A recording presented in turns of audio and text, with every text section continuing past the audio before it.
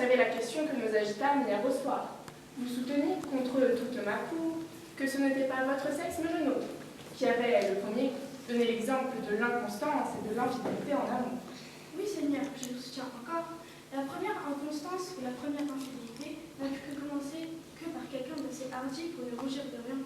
Oh, comment fait-on que les femmes, avec la pudeur et la timidité naturelle qu'elles avaient et qu'elles ont encore depuis que la corruption du monde dure, comment fait-on qu'elles soient les premières tombées dans ce vice de cœur qui demande autant d'audace, autant de libertinage de sentiments, autant d'effronterie, de dessous nous parlons? Cela n'est pas croyable. Et sans doute, Hermione, je n'y trouve pas plus d'apparence que vous. Ce n'est pas moi qu'il faut combattre là-dessus. Je suis de votre sentiment contre tout le monde, vous le savez. Vous en êtes par galanterie, je l'ai bien remarqué. Si c'est par galanterie, je ne m'en doute point. Il est vrai que je vous aime, et que mon extrême envie de vous plaire peut fort bien me persuader que vous avez raison. Mais qu'est-ce que c'est que cette eau que je vois et qui roule à terre? Je n'ai jamais rien vu de semblable à cela dans le monde d'où je sors. Vous avez raison, et c'est ce que l'on appelle un ruisseau. Approchez, Clarisse, venez voir. Il y a quelque chose qui habite dans le ruisseau, qui est fait comme une personne, et elle semble aussi étonnée de moi que je le suis d'elle. Et non, c'est vous que vous y voyez. Tous les ruisseaux que cet effet-là. Quoi? C'est là moi? C'est mon visage? Sans doute. Mais savez-vous que cela est très beau? Que cela fait un objet charmant? Quel dommage de ne pas l'avoir su votre réglé, et vous mon hasard. Elle me l'apprend. Je suis fait exprès pour vous, et vous exprès pour moi. Mon aiguille, mon charme, mes délices et ma femme. Tenez, prenez ma main. Consolez-vous d'avoir été caché. Regardez, voici comment il faisait tantôt. Fallait-il appeler à mon secours? Mes enfants, je vous l'ai déjà dit, votre destination naturelle, charmer l'un de l'autre. Il n'a rien. Encore une autre personne? Qu'est-ce que ce nouvel objet-ci? Elle me considère avec attention, mais ne m'admire point. Ce n'est pas là un hasard.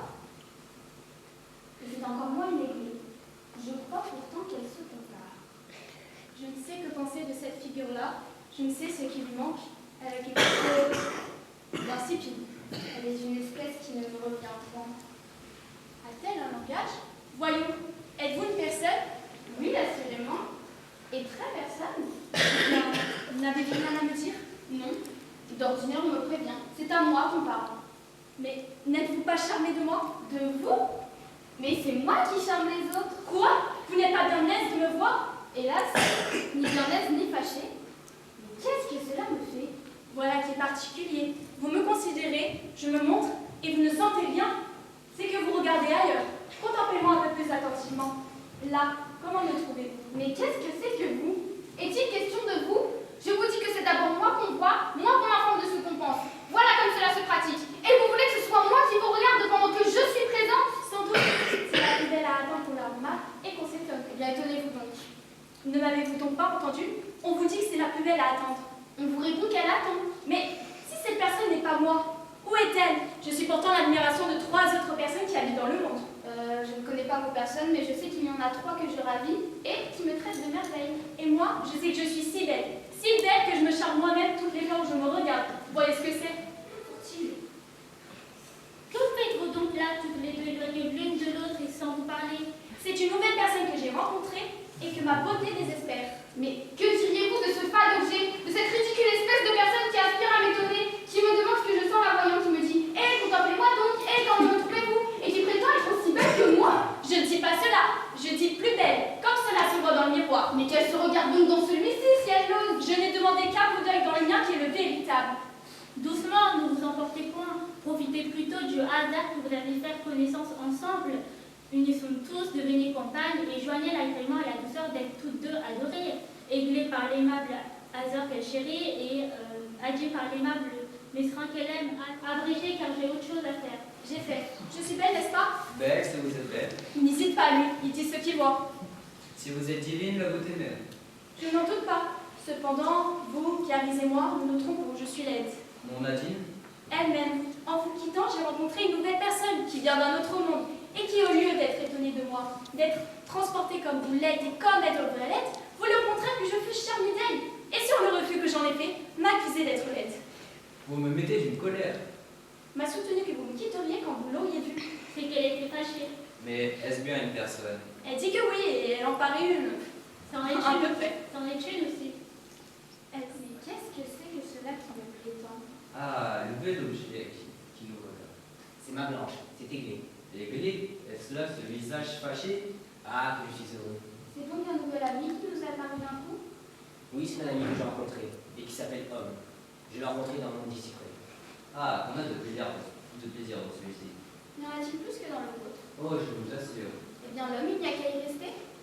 Oui, c'est ce que nous disions. Car il est tout à fait bon et joyeux. Je l'aime. Pas comme j'aime ma tendre Aiglé, que j'adore. De votre bouche, de vos yeux et des moments que j'ai languissés. Je vais donc prendre l'autre. Oh, doucement, tu n'es pas ici votre blanche, c'est la mienne. Il n'y a pas de mal. Et qu'est-ce qui a voulu les embrasser? Un camarade qu'il a découvert tout nouvellement et qui s'appelle Homme. Et qui est aimable? Oh, charmant, plus doux qu'Azor, et qui proposait aussi de demeurer pour me tenir compagnie. Et ce fantasque d'Azor ne lui a permis ni la main, ni la compagnie. Il a donc peur qu'on me mène? Non, mais il craint que son camarade ne vaut plus. Eh bien, il n'a qu'à me plaire davantage, car à l'égard d'être aimé, je suis bien aise de l'être. Tenez, votre dégoût pour hasard ne vient pas de ce que vous dites là, mais de ce que vous aimez mieux à présent son camarade que lui. Donc pas, mon cœur le condamne, mon cœur l'approuve. Il dit oui, il dit non, il est de sa fille. Il n'a qu'à choisir le plus commode. Savez-vous quel parti il faut prendre? C'est de fuir le camarade d'Azor. Allons, venez, vous n'aurez pas la peine. Que souhaitez-vous, mon joli camarade? Vous voir, vous contempler, vous admirer, vous appeler mon âme. Vous voyez bien qu'il parle de son âme. Est-ce que vous m'aimez? Comme un vertu. Ne vous l'avais-je pas bien dit? M'aimez-vous aussi? Je m'en dispenserais bien si je le pouvais, à cause d'Azor qui compte sur moi. Mesrin? L'homme s'appelle Mesrin? Eh oui, L'ami d'Adine? c'est moi qui l'étais et qui n'ai plus besoin de son portrait. Son portrait, l'ami d'Adine? Il a encore ce mérite-là, il paraît. Et comment savez-vous que j'aime Mesrin? Attendez, vous l'aimez et vous ne vous souciez plus de moi? Oui, camarade. Ah bah tant mieux alors, tant mieux. Continuez comme ça, je ne me soucie même plus de vous. Attendez, je reviens dans quelques Quoi? minutes. Eh, mais qu'est-ce que cela signifie? Vous ne m'aimez plus? Tout à l'heure, vous saurez le reste. Vous le rappelez? Bonjour la belle Aiglé. Quand voudrez-vous voir? Adressez-vous à moi. J'ai votre portrait. On me l'a cédé, je vous rends le vôtre, qui ne vaut pas la peine que je le garde. Comment? Mesrin, mon portrait, comment l'a-t-elle? Ce que je lui ai donné, Alors, venez que je vous parle. que vous le parliez et moi. Passez ici, Mesrin. Vous extravaguez, je pense. Que faites-vous là? Non, non, non, non! Stop! Laissez-moi, Prince! Ces Adine et ces Aiglé me sont insupportables. Mais qu'est-ce que c'est que ces figures-là qui arrivent en grondant? Je me sauve! De l'un et tous, n'ayez point de peur. On ne vous séparera pas. Les deux sexes n'ont rien à se reprocher, madame. Vice et vertu, tout est égal entre eux. Ah, je vous prie, mettez quelques différences. Votre sexe est d'une perfidie horrible. Échange à propos de rien, sans même chercher de prétexte. Je l'avoue, le procédé du vôtre est pour le moins plus hypocrite, et par là plus décent. Il fait plus de façon avec sa conscience que le nôtre. Ah, croyez-moi, nous n'avons pas lieu de plaisanter. Partons.